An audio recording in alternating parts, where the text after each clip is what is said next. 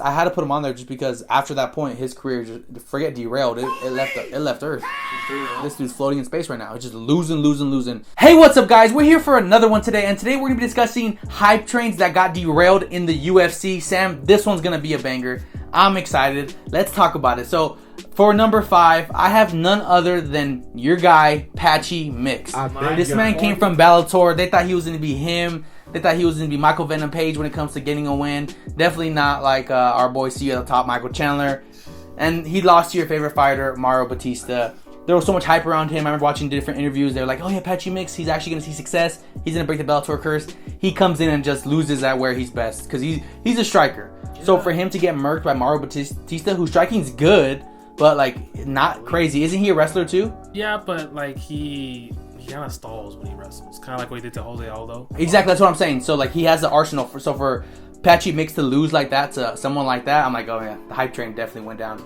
Who would you say you have for number 5 on your list? For me, I have the one and the only Kevin Holland. Okay. The reason why is because every time he fights, right, he wins, right? Somehow he wins. Yeah. Then he loses like 2 in a row. But then he wins again, and people are like, oh my god, he's back. Ah! And then it's just, again, he loses. He lost. Yeah. The last fight he had was, oh my gosh. Yeah. I could not believe that, the way he lost. Yeah. And I can see your point too, because like, especially in the beginning, remember how he was like had that Kamzat vibe. He was fighting consistently. Dude fought like what was it 3 times in like 4 months or something like that? Yeah, right. Or like 5 months. Now he's about to be 5 fights in this whole year. Yeah, which is fire. Credit to him. I love it. I know you hate him. I love he's getting his bag and he's entertaining. He's an entertaining fighter. Yeah, I'll give him that. It's just I just don't like how his attitude is. Yeah, he's like I want the money, but he's not that good. He's good, but he's not elite. But I feel like we might see a new. I feel like he might be coming up. I know you're probably thinking like, what am I talking about? But I think he might be coming up. Dude, exactly. That's what I mean, guys. He's coming up again for the 50th time in a row. You never know. Okay, so at number 4, I have a man who got absolutely brutally murked this last weekend at UFC 319. Aaron Pico. Another Bellator, huh? Yeah, hear me out. So Aaron Pico has had some brutal knockouts in his career, so the hype was not the same. But even when he got, he's like one of the only people to get, not one of the only people, but one of the big names that we saw recently to get signed out of high school. Bellator picked him up out of high school. This man, he made it at a very young age, and he was like, okay, he's gonna be the wrestler because he was like number 1 in California. I remember when we were in high school, like we heard things about him being so elite, and he didn't lose a single match. I think his senior year, he was like 42-0 or something like that. So he won, and then he Bellator, right? He wins over there, 13-4 record. He sees some success, comes over to the UFC. He's fighting Laron Murphy in it, and absolutely destroys him. I'm like, wow, this dude Aaron Pico never changes. Bro loves getting knocked out in brutal ways. It's sad to see, but he had to be my number 4 on the list. What about you? To me, I'm going to go with the guy who just fought last weekend. Okay. The one, the only, Zhang Ming Yang. Oh, no. How do you lose to a washed Johnny Walker? How? That was the UFC literally have been gifting him fights. Oh, you beat, what's his name? Anthony Smith. Easy fight. He knocked him out. Easy, quick. Johnny Walker, another easy fight to get you in the rankings. Doesn't make it happen. Just not. He's done. I don't think he's done. He's done. No, he's not done. I'm just being overreacting. I'm pissed off because I was hyped up. You're rooting for him. Yes, because think of it like this: he's 26 years old, 27 around there. In the future, he could have, bro's China's superstar. Yeah, he could have been like the Yao Ming of like the UFC. Yeah. But now it's done for a bit. So for number 3, I'm sad to say this one. This one we're gonna go back to the history books a little bit because I love this guy I'm about to talk about, especially with the things he's been dealing with lately. But I have to say Ben Askren. What? Okay, so never forget, Ben Askren is in fighting one championship. UFC has Demetrius. They do a little swap and trade. It doesn't really ever happen to UFC. That's kind of weird to see. He comes in, has a fight against Robbie Lawler, and wins. It was controversial because people thought Robbie Lawler was out. Whatever, the hype was building. Even before he came to the UFC, people would always say, "Oh my gosh, this guy's a really good wrestler out there, Ben Askren. If he ever got to the UFC, it would be nasty." And then he comes in and fights Masvidal, and then in one of the craziest, probably the craziest knockout of UFC history, a flying knee that changed the entire lineage of Masvidal's life because it was so epic. And from that moment, it was like, okay, all the aura is gone from Ben, and Ben's awesome. Like I said, we're dealing with right now. That's separate, personal. Wishing him well. That's beautiful to see he's back. But when it came to his, turning point and getting to the UFC, it just didn't happen. He was already old. Things weren't just happening for him. So next one is probably the most depressing one. I genuinely am very sad to name this man. Kaya Sakura. Oh. I cannot believe. I can't believe it, bro. I honestly cannot believe. How do you lose to 38-year-old man who hasn't fought in 2 years? Yeah, that was sad. That was sad. That one hurts. I was so hyped because I would see him like his videos in public in Japan, and he would always be like, "Hey, stop messing with these people. They're not, like leave them alone." And he'd be that guy, that hero that would come save regular people. And now just to see him lose. Hey, Tim Elliott's elite. Hey, maybe 10 years ago when he fought DJ.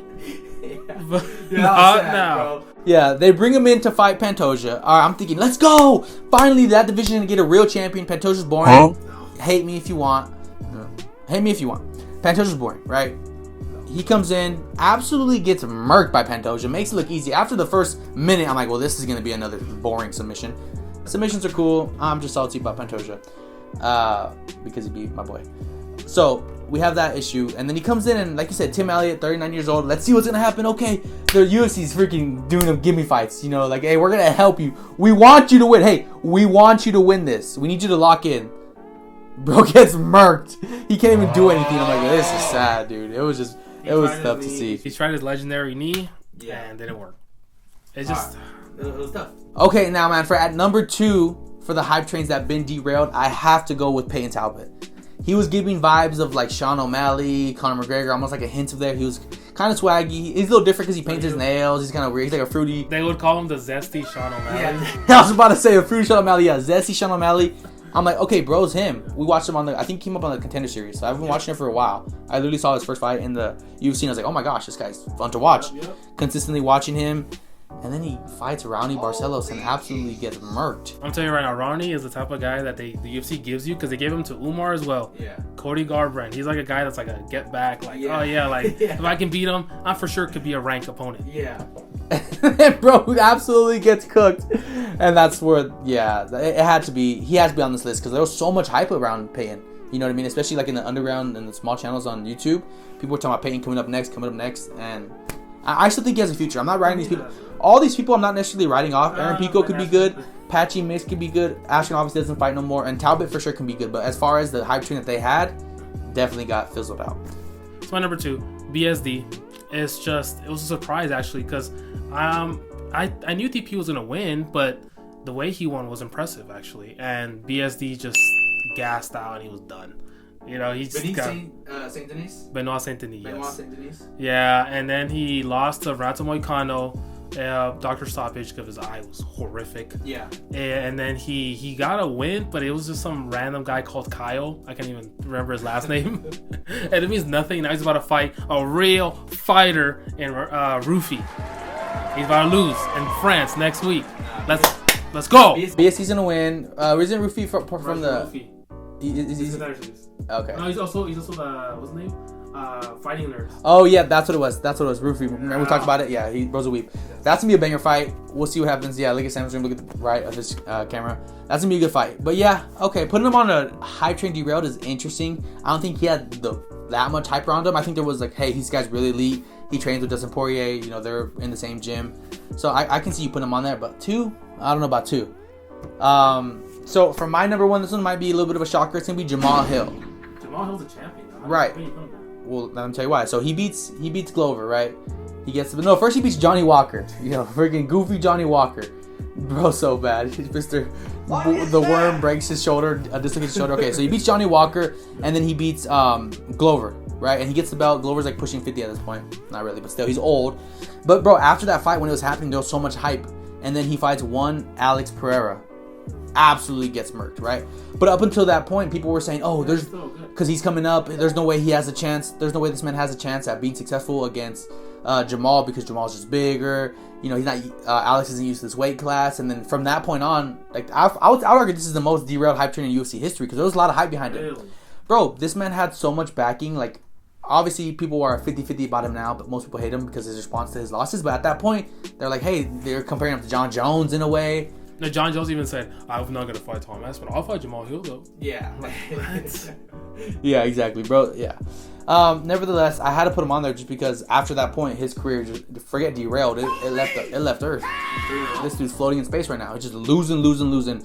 And after people were saying, comparing him to John Jones, saying he's going to cook Alex, and to see what Alex did after that, I had to put him at number 1. Never take what Jamal Hill says seriously. It's actually just funny. Treat him as a comedian, honestly. He's delusional, but it's fun, you know? All right, who do you have for number 1? I have the legend himself, the GOAT of probably derailments, Bo Nickel. Bo Nickel. Bo Nickel, the legend himself. That's a good one, dude. Bo Nickel. Wow. Dude, the UFC was pushing this guy in our face, cramming it down our throats every single time. Hey, yo! Enough! Oh my goodness. Well, you know what I mean. Cramming it. Go ahead, man. They put him every time in the main card. They put him in UFC 300 in the main card. Yeah. Like that. Over like is that, some banger fight. but it's Jiri against Rakic. Yeah. That's inexcusable. Yeah, no, that's a great number. I don't even have him on my list, and he would probably be number 1 for me, actually. He would probably be, I'd push everyone down and get rid of Patchy Mix, because that's a great, no, that's a great pick. I mean, like you said, like this man was in our face. They were telling him, hey, this guy's up next. He's gonna be America's Khamzat. He's gonna destroy Khamzat. It's like this, like Conor versus Khabib trying to make it happen again. No, this man lost, and he's like arrogant. And when he wins, he's like, oh well, you guys just don't know what you're seeing. He talks a lot of trash to people. So yeah, that's actually a big one. I should have him on my list. He needs another humbling, I guess, because even after he lost to RDR, he's still talking. Do you think that he has a chance of touching gold? No, hell no. With that type of attitude that he has, you're never gonna improve. You need to learn how to lose and then be like, okay, what can I improve? But he's a wrestler. I always hear wrestlers being a very disciplined people. They're constantly working. So I think it's just an act. I think he has some humble and some humility in him. I think it's just a bit of an act. Well, then let's see his next fight. If he's like that in his fight, next fight. I'm not sure. I mean, I don't give a shit about that. No, for sure. All right, guys. Well, that's going to do it on another one. If you guys agree or disagree, let us know in the comments. Drop a sub if you like it. If you hate it, drop some hate comments. We'll catch you guys in the next one. Peace.